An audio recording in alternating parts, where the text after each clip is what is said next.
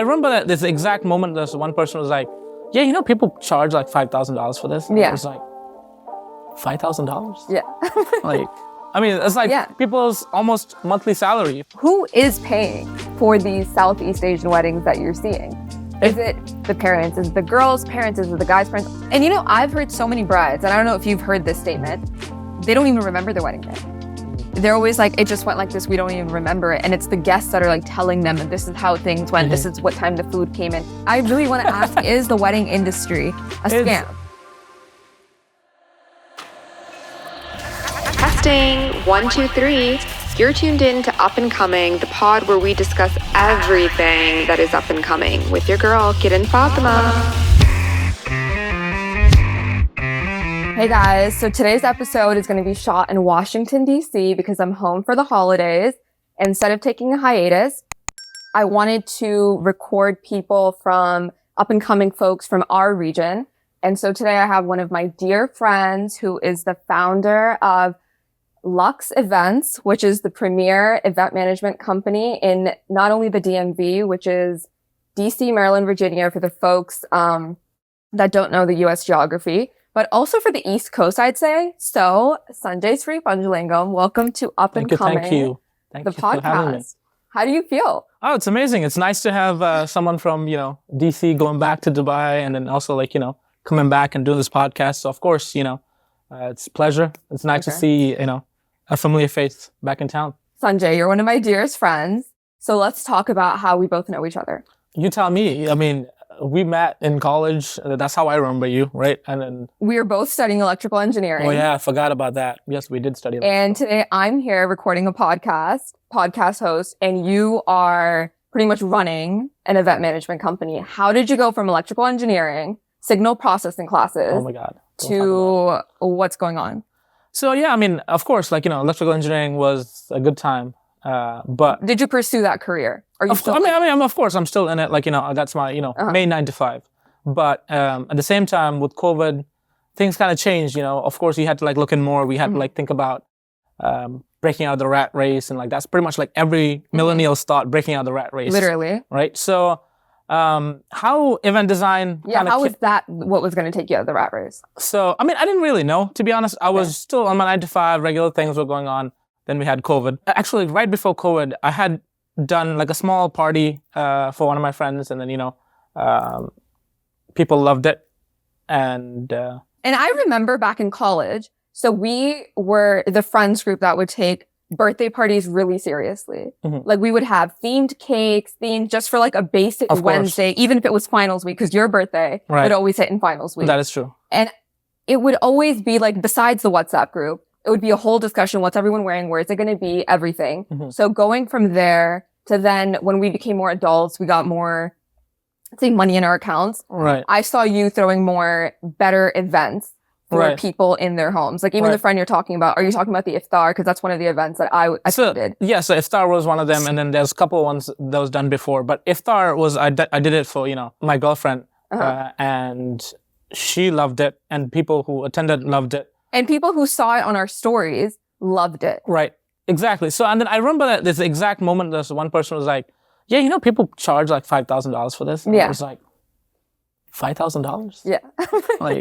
It's people's almost monthly salary, $5,000. But $5,000, was that a lot compared to how much you had spent? Or was it around the same amount? So no, the amount of money I spent on that specific event was around $1,500. But I didn't really think that there was a market to it or anything like that.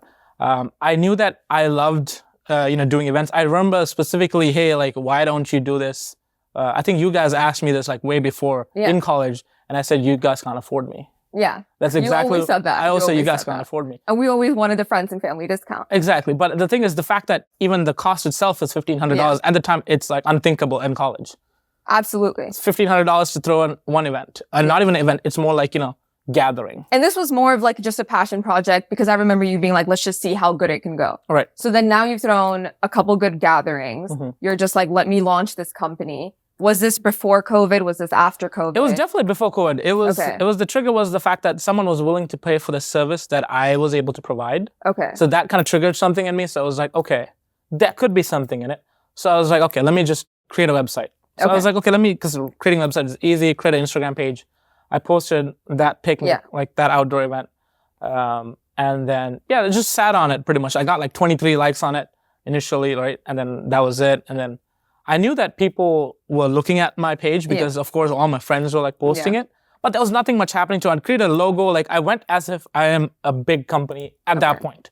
Right? But it was a very dormant stage, at least the beginning stage. So, and then from there, like it sat for about almost like 6-7 months. Pretty much nothing happened around it. So you were posting consistently or like what? I mean, to post, we need to get clients. But to get clients, we need posts. It's like a... it's like a loop that you're stuck in, right? So I remember this one lady randomly saw like a Google ad that I had put in. And then she would ask me about like, like some event for, not event, it was more like of a dinner that they wanted to set up and then they wanted to hire me. That didn't happen. But the fact that she reached out to me, I didn't have anything majorly set up at that point. So I went and got a contract done. I got the whole payment system completed. Fact that it didn't happen, I created still all these other things that are needed for a business, which I would have not known if I didn't have like that client reach out to me. Gotcha. So you were creating the baseline and at the same time you were working, like, do you have friends in the space? How did you know what needed to be done? Or was this all you learning with? I mean, I guess it was more of like learning as we go, because I feel like that's with any business. Like you just have to start and then you just learn as you go. Pretty much that's how it happened. I was like, I had a friend who was a lawyer. So I was like, hey, I need a contract done. I don't know what I'm doing. Can you do it for me? And he was like, I got you. So he wrote the contract. And then I was like, while I was looking at my website also, I was trying to figure out how can I get payment methods set up? Because the lady was like, hey, let me give you a deposit. Here's my credit card. And I was like, I don't know what to do with it. Yeah. No, that's crazy. So you have your friends promoting you on Instagram. You have random people telling you should start a company. And then you have your other friend writing contracts. So all of this, it goes into, when was your first major event? Would it be a wedding? Like, was it? So that's the funny part. So we do this and then the company goes into a dormant stage again. Oh my God, why? Because because she didn't go through with it, right? I waited too long and then she's like, okay, maybe these guys are not like legit. So she fell through. But the fact that I did all that still stayed, we went to the dormant stage again because you need, like I said, it's a loop. You need events to post. If you don't have posts, you don't get events. So one of my dear friends got married around May or April, I believe, of last year. And now this is post-COVID. This is post-COVID. This is 2021 now. Like we've already entered like almost like 6-7 months out from where we started. And then now we had COVID. I mean, post-COVID, sorry.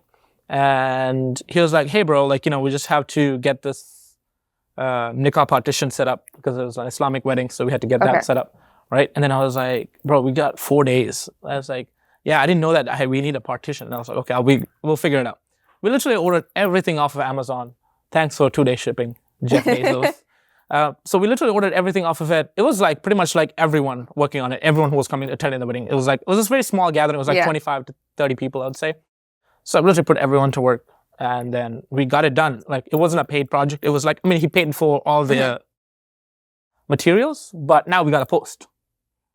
Finally, we got a post that is not just a random family gathering. Right? And so how did that take? So that one, as soon as I got that one done, I started posting it and I started promoting it on Instagram. And then... What's promoting on Instagram? Actually, Instagram ads, right? Like it's Instagram. I just ran Instagram. Are you paying for these ads? Like, of course, yeah. I have to like pay I think I paid like $50. It was a very small amount. So your main form of marketing was Instagram? At the time, yes. Were you using any other social media? Facebook? I mean, initially I was also like publishing my website on Google SEOs so that it would show up faster. You say website, and I find that interesting because even though I'm a millennial, I don't go on websites. Right. Do people go on websites? They do actually. So it's very interesting because yes, you see stuff on Instagram, but you don't get the credibility if you don't have a website. What do you mean? Like, so if someone has a project and like, let's say like a shop, right? And of course they can sell stuff on Instagram, but the customers won't trust Instagram unless there's an actual website attached to it. Yes, website is the last place they go to. Right? They love the products that you're, publishing on Instagram and TikTok, but the final pay button is sitting on that website. So it's not through DMs. It's not through how many followers you have. The final credibility is via the website. The website is very, very it's an interesting way. It's like almost like the last person verifying you into like the customer's mind. So were you using your website to just take payments, or were you also promoting everything? I was promoting it in the sense of like, because I wrote like pretty much who we are, Okay. right, and what we do, and we have a contact form, and we also had our Instagram link to it, right, so people can get there as well. So what most likely happens is, since I am promoting my website on Google, right, it would just, when someone searched Lux Events, it would put us on top of the search. Okay. So that's probably how that first customer found me, right, when she saw event management in DC or something like that. So the first pop-up bar that clicks is our website. So they click it, they read everything, they're like, okay, this is good. Because most of the time, people who are in passion projects don't put that effort into creating a website. I agree. Actually, that's really smart, because I think I would go like on TikTok or Instagram. But a lot of people, you're right, are just like wedding planners near me. It's going to be Google. Exactly. Okay. So now you've tapped into your first wedding. How has growth been in the region? How, like, who's your target audience? Whose weddings are you doing? I didn't have a target audience in the beginning, right? Of course, I just wanted to do events. Any form of event. Any form of events. I wasn't even willing to take graduations, birthdays, anything. But then I found myself in the niche market of wedding very weirdly, and it's also thanks to COVID in a way. So what I realized in the market is that pre-COVID, there was a lot of weddings, right? And there was a lot of event management vendors in the area. Okay. During COVID, since everything was shut down, some of the businesses, at least the major businesses, went bankrupt. Like the vendors went bankrupt? The vendors went bankrupt because there was no literally no one was getting married. So they were like, okay, we're gonna shut the business down. People were finding like those online weddings that were having smaller Exactly. weddings. They had metaverse weddings. Yeah, metaverse weddings. Exactly. Yeah. So when that was happening in COVID, so people who were planning on getting married in 2020 decided to get married in 2021 and 2022. Yeah. They pushed their weddings out. And at the same time, there was this weird thing happening of vendors going like out of business in 2020. Okay. Right? Which comes into 2021, post-COVID. Okay. All these people who were getting, pushing their weddings are now ready to get married. Yeah. But the market conditions have changed, the fact that there's no more vendors to hold that much volume. Okay. And now comes where, okay, we're going to get married regardless. We need to find any vendor. Okay. Right? This is where I would say luck played a part in our end. They were like, people were willing to take even the unrecognized ones. They were like, we need our wedding done. Whoever is willing to do it will pay. Okay. Right? They didn't want looking at credibility. We were putting ourselves out there. But the fact that, I haven't done events, someone to trust me to get their big day done is a big deal. So that put us in a lucky spot where they're like, okay, once all the big vendors were booked up and there's still more coming in trying to, get married, they were looking at all the small ones.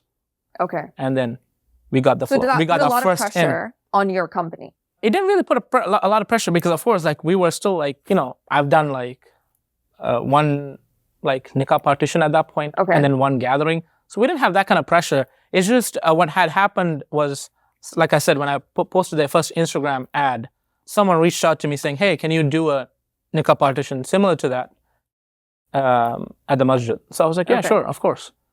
And then they were having trouble finding big vendors for their actual mehndis and weddings. Interesting. Okay. So they were very happy with the way we dealt with the nikah partition, how we talked and everything. They're like, is there any way you guys do bigger events? And I was like, oh, have you done anything? Because we want to see some pictures before hiring. You don't want to just give it to you.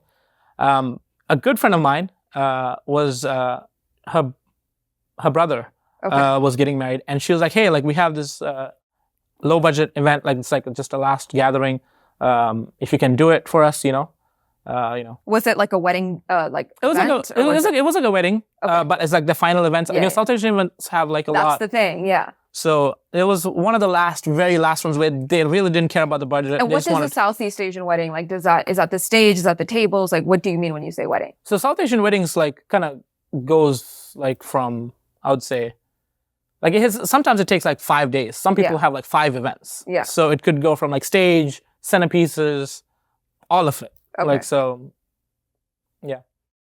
But coming back to where I was trying to go, the fact that she liked what we were doing with the nikah partition, she wanted some sort of proof, and then I was able to get that proof with my friend because her brother was getting married, and I was able to do that event at a like almost like $3,000 loss, because I knew that regardless if I lost money on that, if I can secure this event, now I have done 3-4 events. Wow. Right? Okay. So the Sunday I did her event and I automatically, like, immediately like sent out pictures and she's like, done. We're hiring you. So how was the first wedding event? I mean, it was very stressful. Even though it was like a smaller wedding, The first event was very stressful in the sense of because we haven't done an event with 300 people at that point. Yeah. So everything, I mean, we did it, but like, of course, it was also, we were still learning. Yeah. So it's like learning and executing and also making sure this is their big day. So all that pressure. No F-up. You cannot. There's no second take. There is no second There's no take. like, you come back and redo this again. Oh, you forgot something. No. It has to happen now. And so what did you learn from there? Like in terms of just what to execute? Like, did you streamline the process? Like, how did it go? So yeah, like so initially, like my friends were like helping me a lot, right? Okay. Like that was a big advantage thanks to them. Like to be able to like get that company up and running, because we need like that much workforce to get a wedding done of 300 people. So and is 300 considered big or small?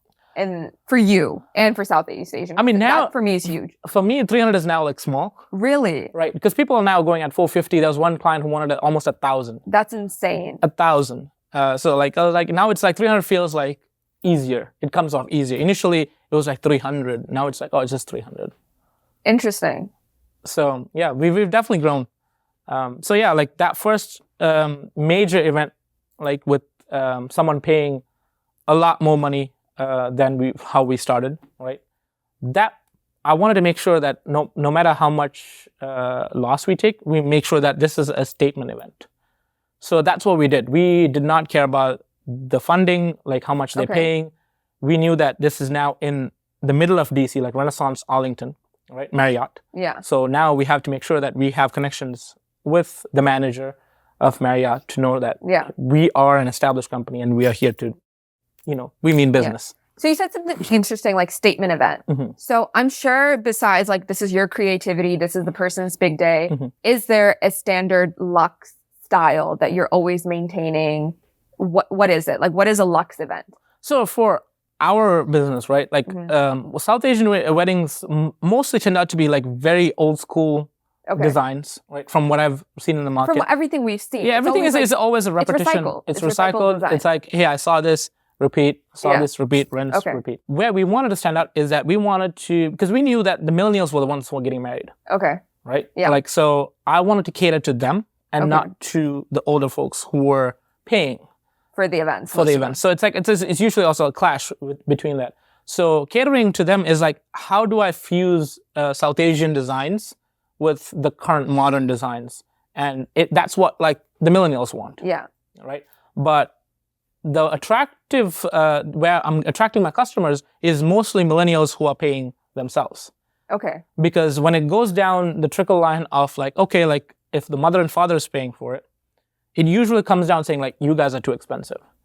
That's interesting. Because you guys are too expensive because we are doing very unique, not repetitive events. Yeah. So it costs a lot of time in design, a lot of time in execution, right? And making sure this is the first of its kind of done. Interesting. So if that's the range that we are going for, a repeated event will sound significantly cheaper. But clearly, like if it's the millennials want, at some point, some people are like, okay, no, we don't care about the design. We just want something done. So they have vendors for that. That's perfect for them. Yeah. But my market niche is the fact that, if I could find someone who is willing to pay for a complete unique event, that's my market space. Are you expensive compared to other vendors in the region? I would say I'm in the middle because there are vendors who are way above, like almost triple X my, cost. And there's vendors who are like almost like 1/3 of my cost. Okay. So I'm standing right in the middle. So it's like you get what you pay kind of thing. Like, but we want to make sure that, what we stand for doesn't change just because someone's cost is low. Someone's budget is low. So, I think it's really interesting how you said that if the parents are paying, it's different. And I kind of wanted to go into this later, but let's just do it now. Who is paying for these Southeast Asian weddings that you're seeing? Is it the parents? Is it the girls' parents? Is it the guys' parents? I'm sure you've really, as an event planner, event design company, you've been from day one in the interviews. You've gotten to see dynamics in families. till the last day. Right. What are you noticing? And this is more from a social perspective. I guess if it's social perspective, I mean, I've noticed a couple of things. Usually it could go both, like people split like different events. Okay. But there is definitely a standard of women's families paying more. And I tried to figure it out, okay, like why are they the ones who are like mostly paying? And it's just a realization if unless like you guys are loaded, right? Like for example, if the guy is loaded or the girl's loaded, like usually they'll split events regardless. Yeah. When it comes to weddings, I feel like at least in South Asia, there's this burden on women that, it's your event, it's your big day, right? So almost like a girl is born, right? Their parents are already like, okay, we gotta save up for her wedding. Yeah. That's almost like a thing. When a guy is like born, they don't even think about it. Yeah. They're like, how do we send him to college, school? That's their main concern. So I feel like that kind of trickles down all the way up to the wedding day when you realize like, the dad has already saved up almost like 100,000 for the girl just for the wedding. For the wedding. So it's like, okay, so that's where the money is coming from. Like at least some of it. There are some people who are like, okay, well, this has to be a split. But I've noticed that parents do take their time to save. Are you seeing younger couples paying? Of course, at least for millennials, I'm seeing more and more that that people are, trying to pay it themselves, and maybe it's also because of the market conditions and also how we are raised now versus back in the day. But I still see regardless of the fact that the parents still have some sort of money to provide for the wedding. And if you have the money, I think you have some sort of say. But then also, now that it's expensive, these weddings, whatever it is, whether it's 1 day, whether it's 3 days, what are you seeing in terms of trends? Are people still doing those 3-day huge, my big fat Southeast Asian wedding? Are they doing smaller? How is Lux kind of integrating all of the events? Like I've seen both. I've seen some people who are, let's say, mostly traditional families who want almost like the $5 keys and the 5-day events, right? But I'm also seeing another change where the couple who is paying themselves, they don't want that most of the time. It's usually the families who want this 5-day thing, where if it's just a couple paying, it's most likely that they will do one big day and make sure that that's the best of their days. Okay. And then so with hiring Lux, besides having the different designs and stuff, I just kind of want to hit sustainability as well. You're buying all these materials, whether it's off Amazon, Alibaba, and I don't really know where you buy your stuff from. Are we reusing this stuff? Are couples taking things back from their wedding? Is it a scam? I really want to ask, is the wedding industry a scam? I mean, it really depends. From where we stand, we haven't, regardless of our prices, we still haven't made profit. Okay. Right? Because we're still a growing company, and every event, we're giving an event that's almost 3x what the client paid for. And it's because we want to expand into that luxury market, almost to $1 million market, like someone who's willing to pay $1 million for a wedding. So to grow to that, we have to keep, for example, if someone pays me $10,000 for the wedding, I need to give them a $20,000 wedding so that the $30,000 wedding, who was willing to pay $30,000 looks at my $20,000 like, he can do a $30,000 wedding. And so, that is so interesting. So that's how that's my pathway to exponential growth as far as revenue.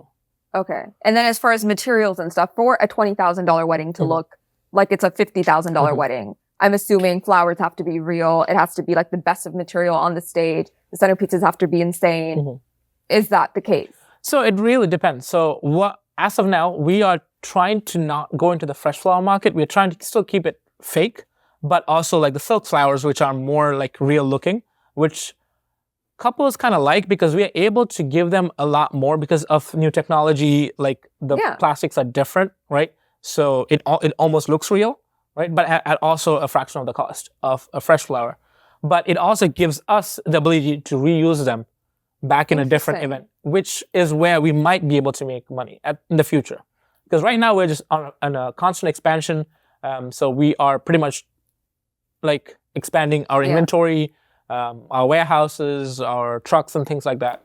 So we'll see how it goes. Because I was going to ask you, because one of my guests that came in a couple weeks ago, she was also EE, or one of the engineerings, and she turned into fashion. Okay. And so you are EE and you turned into wedding planning. And so she still uses some of the principles that she had in engineering in the way she designs her outfits, how she posts, all of that. Do you see yourself going back to principles of EE or just principles of like what you're doing in your 9 to 5, applying it Of course, to wedding planning? because with modern designs, because that's what we are focusing on, it's almost like we have to include tech somehow. Like, because that what makes us different. Like some sort of tech, some sort of design like that doesn't look very like, a day-to-day design. So it's like, I would say like the design process itself kind of gives us a background that was similar to how we designed a circuit board, right? So I would say crazy. so I would say like the principles were very similar. I'm getting PTSD with the circuit board. So yeah. So you've done a lot of events now at this point. What's your favorite event that you've done? Is there anything that stands out? Was it a wedding? Was it something else? What has been something? It is the statement event. It's the first like proper big event. It's not like the one that my friend gave me. It's like the one, a random customer who hit me up and then was like, hey, do something. And that event, like we did it for the fraction of the cost. We ate through, our budget, but that event was made to be a statement, and it still is, regardless of how much we're expanding. That event is almost like unbeatable because it came with a different kind of passion and fire, I would say. So you always look back at it. I look back at it and it's like, I'm still now able to replicate that to the current extent. It's people say like, you've done better, but I guess maybe it's personal that like that event, I know how much work went into it and how much I was getting paid. Like I guess maybe it's the feeling. Another moment in time where I would say like how I felt as for another event would be the first event I ever did. Had no pressure, no budgeting. It's all what I decide to do. Okay. How I wanted it. And even if it failed, didn't really matter. Yeah. I feel like that kind of gave also a creative freedom. Was that to do whatever. the iftar you did, or was that? It is the iftar I did. Okay. It is the iftar I did with family and friends and, And so do you miss doing, because I feel like now you're niche or like you've kind of been pulled into the wedding. Do you want to stay in the wedding space or do you want to expand beyond that? I would say I would expand beyond that for sure. Like, it's not like I'm like stuck in, because I'm an event business in the end of the day. I'm not like a wedding business. Yeah. But, weddings are also events, but with the biggest budgets. Because usually like, a regular family get together doesn't have that kind of budget. And how do you feel about that? I mean, I know that weddings are the biggest budgets, but are they the only event in your experience that should be celebrated? Do you think with Lux, you could also show other events being celebrated? Because I know recently you also did like a proposal. You've done like a friends and family gathering. Right. So are you trying to push that narrative? Let's celebrate other moments. Of course, like, because those moments require to be celebrated. And like, as far as people who want to do that as in like in a grandeur style, I feel like, that's something we cater to as well. It's not like we are stuck on just weddings and nothing else. And because we have mutual friends that are now, hopefully this year, fingers crossed, are going to become doctors. Right. And so they also plan, because we're all in the age where we're going to get married, we need to get married, whatever it is. But then we're also like accomplishing bigger things in our life. Right. I have always told them your doctor parties should be bigger than your wedding parties because it's just such a thing to celebrate. Right. And I feel like it is true, but it's just, I feel like as far as society, it doesn't agree on it. That's the only issue. I'm not saying that it shouldn't be, but it is, what you're saying is 100% truthful. But in the end of the day, like people end up spending more on their weddings. It's because of society. Yeah. And it's just society's pressure. It's like, like they threw a huge, graduation and they didn't spend, the wedding looked whatever. I'm sure you've heard comments at weddings, like, as someone who's just like kind of in the background, but also running the wedding. You've heard people make comments about either the actual family or people attending the wedding. And I feel like even with like our friends that are becoming doctors, it's like, cool, you became one, but then what's next? What's next? What's next? And I'm sure at events too, are the guests also monitoring everything? Yeah, I mean, the guest is who we are pleasing in the end of the day. It's the guest's reaction is what the client like almost reviews us with. That's so sad. It's almost like if the guests don't like it, the client don't like what we did. Even if it was their vision. Exactly. Even so if it's almost like, you got 300 spectators still, judge you.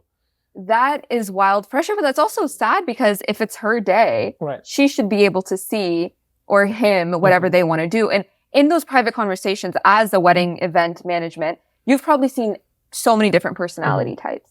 How do you juggle with it with the family? Like the mother wanting something, the daughter wanting something. What are firstly conversations you're seeing, and then how do you manage? I mean, most of the time, the conversations I'm having is with the bride and groom. Specifically the bride mostly, because like they have the vision, they have, what they want. And in the end of the day, like, even though the families are paying, it's also mainly her day and her vision. Yeah. And I feel like no matter how much people are paying, yeah, of course, like the budget is an issue. But in the end of the day, whatever that like we finalize and settle, it's the bride's final dream. And I've heard so many brides, and I don't know if you've heard this statement, they don't even remember their wedding day. They're always like, it just went like this, we don't even remember it. And it's the guests that are like telling them that this is how things went, this is what time the food came in. I remember with both of my sisters, they were asking me, they're like, how was this, how was that? And I'm like, that's so crazy that you paid for this whole thing, but you have no idea how the actual event went. Right, because in the end of the day, like you are catering for your clients. I mean, not clients, sorry, your family members and friends who are coming to that event. The event is made for them to showcase your marriage. So now you are still young. I don't know. I'm assuming you're planning to get married and stuff. Right, hopefully this year. Oh, wow. Okay. Yeah, hopefully this year. How does it work? As someone who's looking to get married, what am I looking for in a wedding planner? What questions am I supposed to be asking? First of all, is that you need to finalize your budget, right? Before even finding an event planner. And then, is there a realistic budget? Or is it just for each their own? It's each their own. Because it can be a $1,000 budget to $1 million. Can you really get something with $1,000? Yes. If you find someone with Or would it have to be yourself doing a lot of DIY? That would be a part of it too, of course. But $1,000 wedding is possible if you have your own location, right? Like with your own backyard, things like that. It is possible. So find the budget, right? And also it depends on how many people you're inviting. At that point, you're only just inviting family and friends of up to like 25 to 30 people. Okay. Right? It's doable. It's just like about what you want to do on your day. So then I'd have to know my budget. I'd have to know the guests. Right. What else? What should I be asking companies when I'm scouting the market of who I want to hire for my big day? How can you tell? And I know, if I'm not with Lux, if I'm not in the DMV, I'm getting married, I don't know, in like Dubai, how's it going to work? So, I mean, it's usually companies have their, own list of vendors. Is there a specific vendor that you do like or, you follow? Of course, reach out to them and then, get more insights on that. But if you ask me like what kind of questions, I can say for an event management company, right? First thing I was talking about in the beginning of the podcast is that if you don't have events done, you don't have customers or posts. Okay. So in the end of the day, like you are looking for someone to trust your big day with.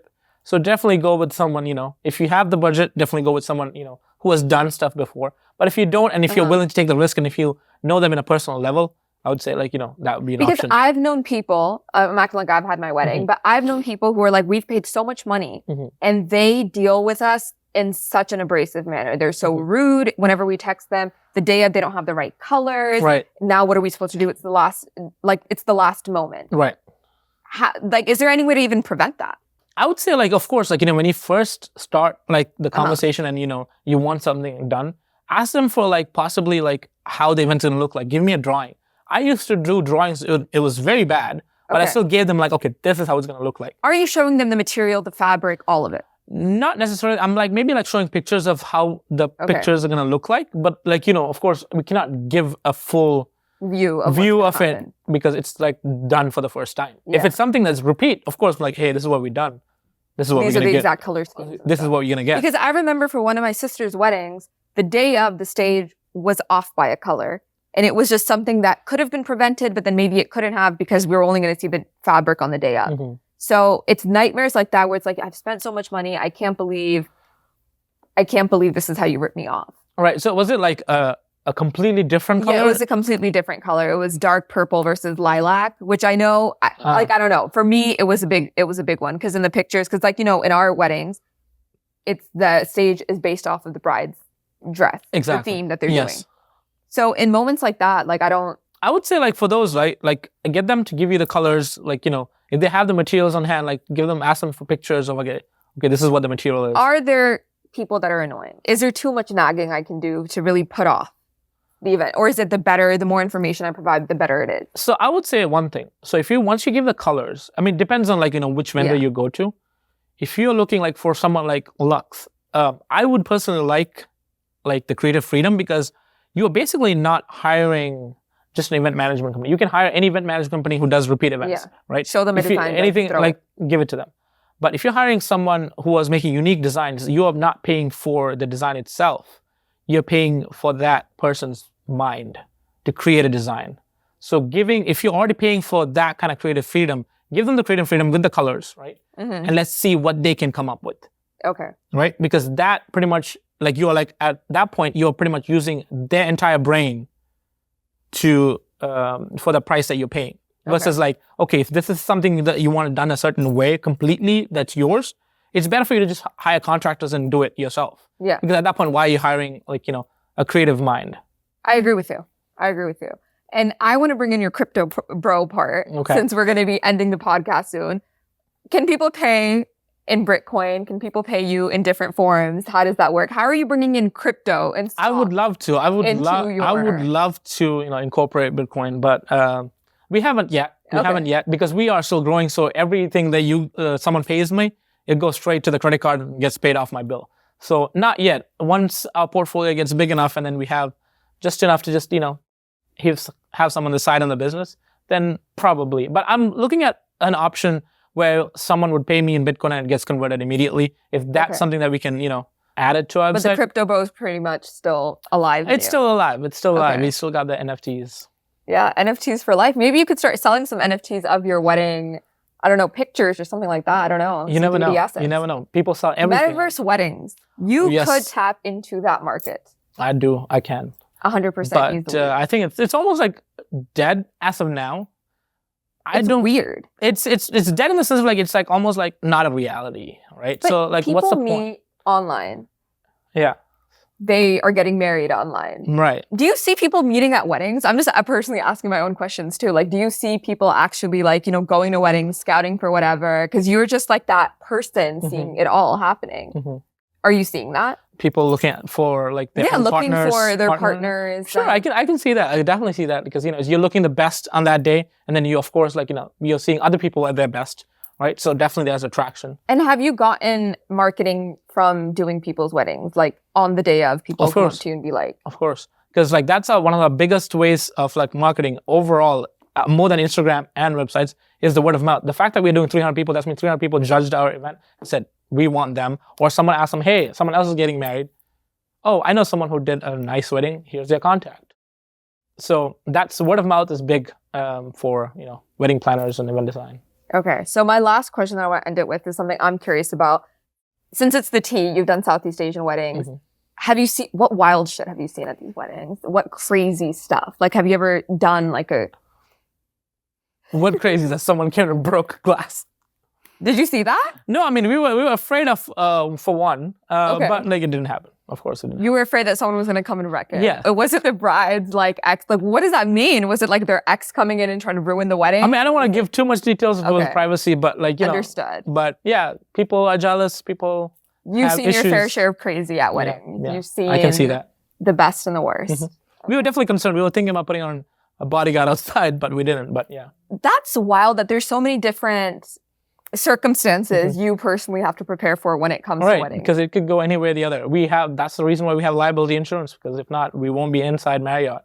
And that's one of the biggest requirements that we need to get into a big venue like Marriott or Hilton. They require like $1 million insurance on the property for the day of. And there's like 300 minimum, because at this rate, to like whatever 600-700 people, that somehow you have to crowd control in some weird way to not mess up someone's event, someone's big day. And you just never know. You never know. You never know. So I mean, like that's why, like as far as like event coordinators, when we send out event coordinators, we'd have a team of people like, having eyes on the entire crowd at all times. This is the person to watch out for. This is the person. I mean, not necessarily. I mean, we're not just looking for people like, oh, they might be crazy, but we're looking for like anything that could go wrong and to prevent that from happening from the get-go. Or like, I think like there's also another group of folks who do photography who are talking about how the event planners and event coordinators need to watch out for is that when the couple's trying to make their final, like, the first shot or like the first dance, kids running in that shot, that one shot that they're gonna do, right? So there's like,